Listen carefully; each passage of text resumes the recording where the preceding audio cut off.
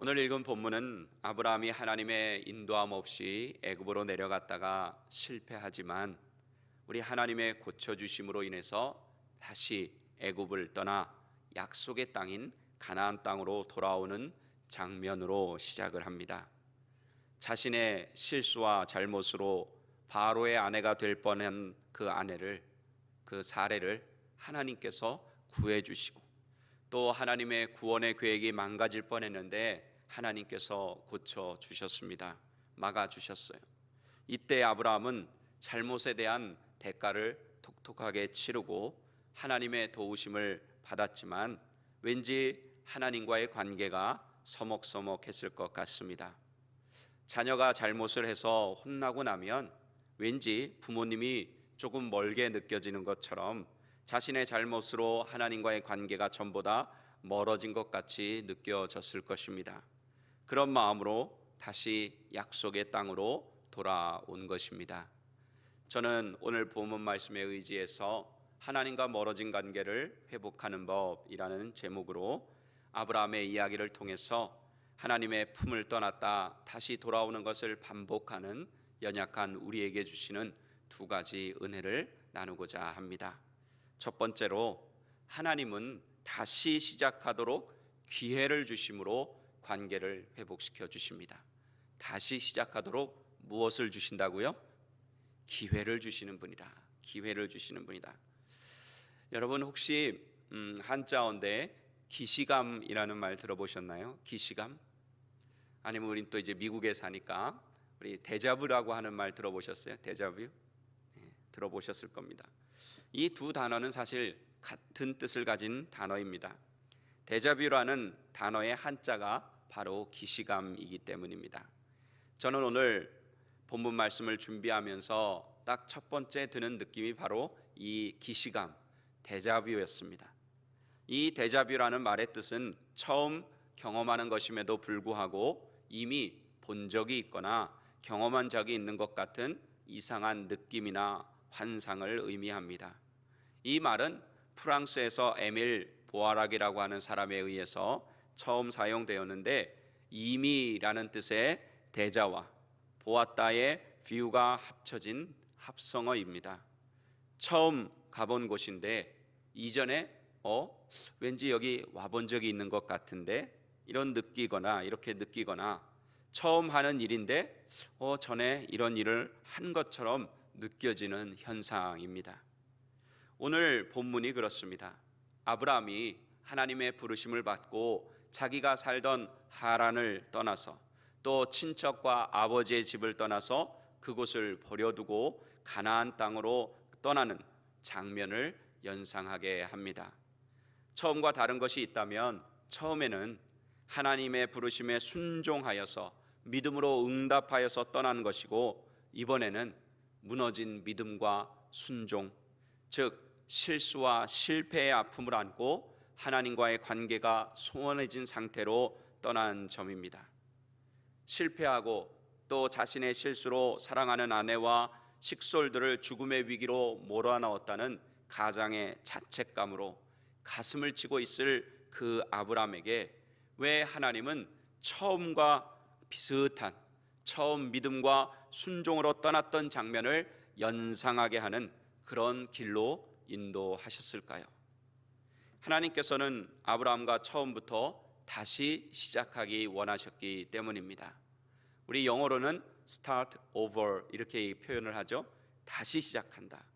다시 시작함으로 인해서 과거의 실패와 실수를 거울 삼아서 오히려 이전보다 더 견고해진 믿음으로 하나님을 떠나서는 내가 살 수 없구나 하는 그런 체험적인 사실을 깨달은 그 믿음으로 다시 하나님과의 무너진 관계를 회복하게 하시기 위해서입니다. 정확하게 데자뷰의 의미는 아니지만 하나님은 종종 이와 비슷한 방법으로 실패와 실수로 넘어지는 하나님의 자녀들, 또 낭망하고 좌절하고 쓰러져 있는 하나님의 백성들과 하나님의 일꾼들을 회복시키는 데 사용하십니다. 신약에 와서 한번 보겠습니다. 신약에 와서 우리 예수님이 이 방법을 사용하셨는데, 수제자를 회복시키기 위해서 이 방법을 사용하셨습니다. 우리 누가복음 5장 4절에서 6절 함께 읽어보겠습니다. 말씀을 마치시고 시몬에게 이르시되 깊은 데로 가서 그물을 내려 고기를 잡으라. 시몬이 대답하여 이르되 선생님, 우리들이 밤이 새도록 수고하였으되 잡은 것이 없지만은 말씀에 의지하여 내가 그물을 내리리이다 하고 그렇게 하니 고기를 잡은 것이 심히 많아 그물이 찢어지는지라. 아멘. 이 장면은 누가복음에 기록된 예수님께서 베드로를 제자로 부르시는 장면, 그 부르심 앞에 나오는 장면입니다. 그리고 이 장면 후에 예수님은 베드로를 고기를 낚는 어부에서 사람을 낚는 어부로 불러주십니다. 최초의 베드로가 소명을 받은 날입니다. 우리 요한복음 21장 3절에서 6절 함께 읽어보겠습니다.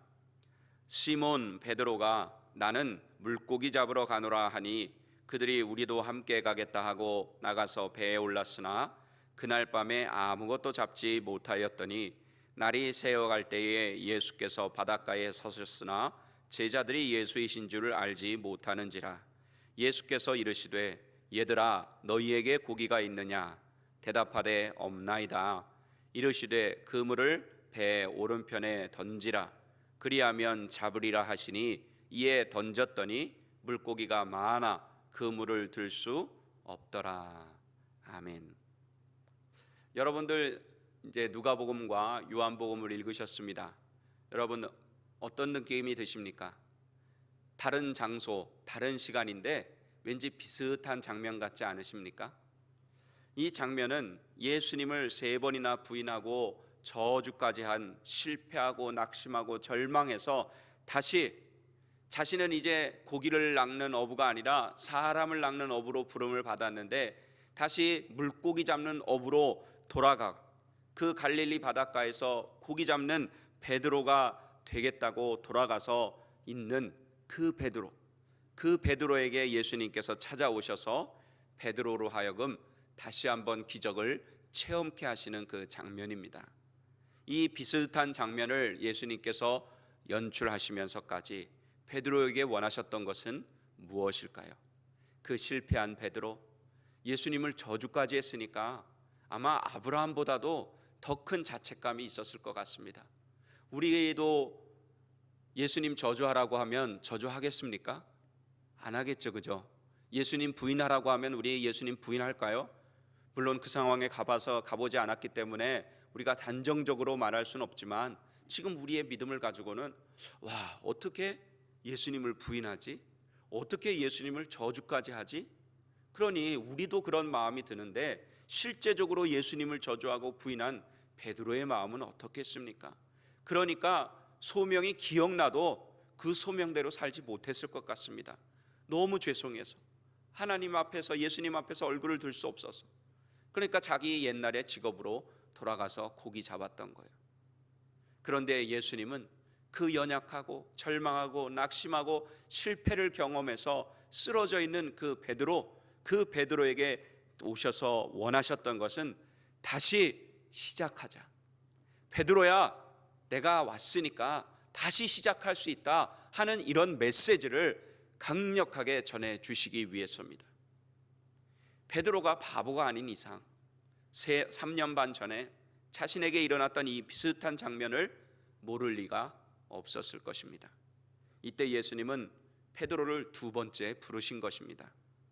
요한의 아들 시몬아, 네가 나를 사랑하느냐? 이렇게 한 번만 물어보시지 않고 몇 번 물어보셨어요? 3번 물어보셨어요. 또 베드로가 그 물음에 3번 대답을 했습니다. 그러면서 그 대답할 때마다 우리 예수님이 뭐라고 말씀하셨습니까? 내 양을 먹이라, 내 양을 치라, 내 양을 먹이라. 이렇게 3번 다시 한번 사명을 주십니다. 내 양을 먹이는 것, 또 사람 낚는 어부가 되는 것, 같은 사명입니다. 처음에 한 번이면 됐는데 옛날에는 처음 부르실 때는 한 번, 내가 너로 하여금 사람을 낚는 어부가 되게 해주겠다 하고 하면 한 번 얘기하시면 됐는데, 이제 낙심하고 자책감에 사로잡혀 있을 베드로에게는 3번이 필요했던 거예요. 3번 반복해서 사명을 주십니다. 무슨 뜻입니까?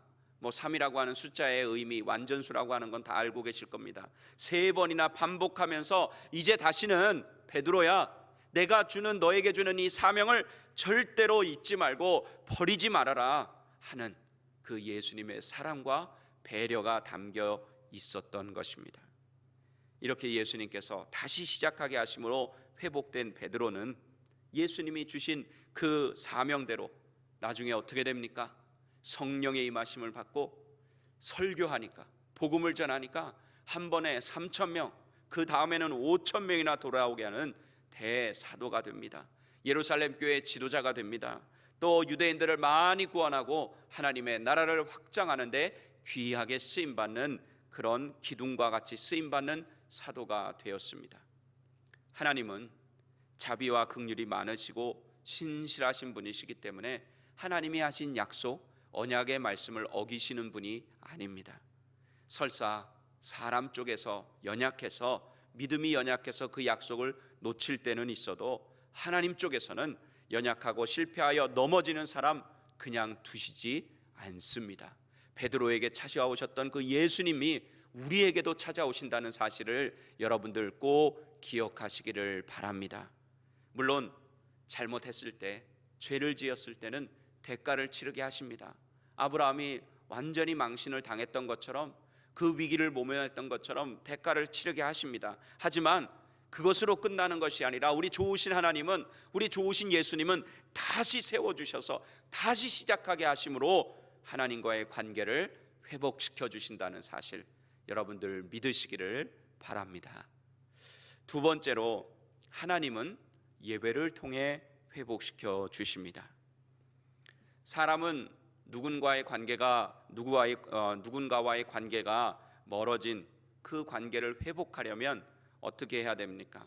어느 한쪽이 그 관계 회복을 위해서 시작하더라도 그 반대쪽에서 노력이 있어야 됩니다. 그 관계 회복에 양쪽이 노력을 해야 그 관계가 회복이 된다는 것입니다. 멀어진 하나님과 아브라함의 관계를 회복하기 위해서 하나님께서 하신 일은 아브라함으로 하여금 처음을 생각나게 하셔서 다시 시작하게 하신 것이었습니다. 기회를 주신 것이었어요. 그러면 아브라함의 입장에서도, 아브라함 쪽에서도 하나님과 자신의 잘못으로 인해 멀어진 그 관계를 회복하기 원한다면 다시 시작하도록 기회를 주신 그 하나님께 아브라함 쪽에서도 해야 할 일이 있었다는 것입니다. 반응을 해야 했다는 것입니다. 그것은 바로 처음 가나안 땅에 들어왔을 때 하나님이 나타나셔서 언약의 말씀을 들었을 때처럼 제단을 쌓고 제사를 드리는 일이었습니다. 오늘 본문 3절과 4절 우리 함께 읽어보겠습니다. 그가 네게부에서부터 길을 떠나 베델에 이르며 베델과 아이 사이 곧 전에 장막 쳤던 곳에 이르니 그가 처음으로 제단을 쌓은 곳이라. 그가 거기서 여호와의 이름을 불렀더라. 아멘. 지금으로 말하면 자신이 처음으로 하나님을 체험하고 은혜 받았던 자리로 돌아가서 하나님께 예배를 드렸다는 뜻입니다. 하나님은 지금도 예배하는 자를 찾으시고 예배를 소중히 여기는 사람을 원하시기 때문에 하나님과의 멀어진 관계 회복을 원한다면 반드시 처음의 사랑에, 처음 사랑으로, 아니 하나님을 향한 더 깊은 사랑으로 하나님께 나와 예배 드려야 합니다. 예배의 성공은 바로 하나님과의 관계의 성공을 의미하는 것이고, 예배의 성공은 하나님을 만나는 것을 의미하기 때문입니다. 성경에 나오는 믿음의 조상들 중에도 자신들이 쌓았던 제단에서, 처음 제단을 쌓았던 곳에서 다시 하나님께 예배드림으로 하나님과의 관계가 더 깊어지는 경험을 한 사람들이 있습니다. 그 중에 대표적인 사람이 야곱입니다. 우리 창세기 35장 1절 함께 읽어보겠습니다.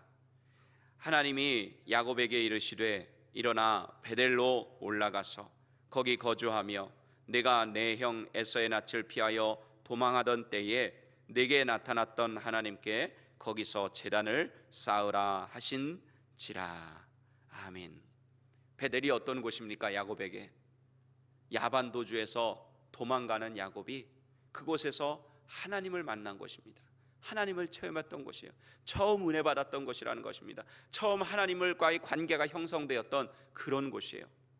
야곱은 삼촌 라반의 집에서 고생함으로 아버지와 형을 속인 그 죄값을 톡톡하게 치른 후에 다시 시작하게 하시는 하나님의 인도하심에 순종해서 베델로 올라가라 하는 말씀에 순종해서 떠납니다. 그리고 하나님의 말씀대로 올라가 제단을 쌓는 사건으로 하나님이 아브라함에게 나타나 약속하셨던 그 축복을 야곱을 통해 성취하게 하시겠다고 하는 언약의 말씀을 듣게 되고, 야곱이라는 이름 대신에 그 자리에서 어떤 이름을 받습니까? 새로운 이름을 받는데 이스라엘이라고 하는 이름을 받게 됩니다. 유대인들이 사는 나라를 요즘 뭐라고 합니까? 그 나라의 이름이 뭐예요? 이스라엘. 이스라엘은 누구의 이름이었던 거예요? 야곱의 이름. 형과 아버지 속이고 도망갔다가 실패한 사람이 다시 돌아와서 하나님의 말씀대로 하나님을 처음 만났던 그곳에서 예배를 드리니까 하나님이 야곱을 회복시켜 주신 것뿐만이 아니라 대대에 이를 그 민족의 새로운 이름 이스라엘이라고 하는 이름을 그 야곱에게 주신 것입니다. 창세기 35장 10절에서 12절 함께 읽어보겠습니다. 하나님이 그에게 이르시되 내 이름이 야곱이지만은 내 이름을 다시는 야곱이라 부르지 않겠고 이스라엘이 내 이름이 되리라 하시고, 그가 그의 이름을 이스라엘이라 부르시고, 하나님이 그에게 이르시되 나는 전능한 하나님이라 생육하며 번성하라. 한 백성과 백성들의 총회가 내게서 나오고 왕들이 내 허리에서 나오리라. 내가 아브라함과 이삭에게 준 땅을 내게 주고 내가 내 후손에게도 그 땅을 주리라 하시고. 아멘. 사기꾼 야곱이 받은 축복치고는 얼마나 놀라운 축복인지 모릅니다. 새로운 이름을 주실 뿐만이 아니라 하나님이 아브라함과 아버지 이삭과 약속했던 그 언약의 말씀을 다 이루어 주시는 거예요. 그리고 이 하나님의 총회가, 하나님의 백성들의 총회가, 또 왕들이 이 야곱의 허리에서 나오게 해주시겠다고 하는 더 큰 축복을 받습니다. 우리는 믿음이 연약해져서 때때로 하나님의 말씀대로 살지 못하고 때때로 하나님과 멀어질 때가 있습니다. 하지만 그때도 하나님은 우리의 손을 한 번도 놓으신 적이 없다는 사실, 여러분들 꼭 믿으시기를 바랍니다. 그리고 하나님이 주신 기회에 예배로 응답하시기 바랍니다. 그래서 하나님과의 관계를 다시 회복시켜 주실 뿐 아니라 더 깊은 은혜와 복을 주심을 믿는 여러분들이 되시기를 바랍니다. 말씀을 정리하겠습니다.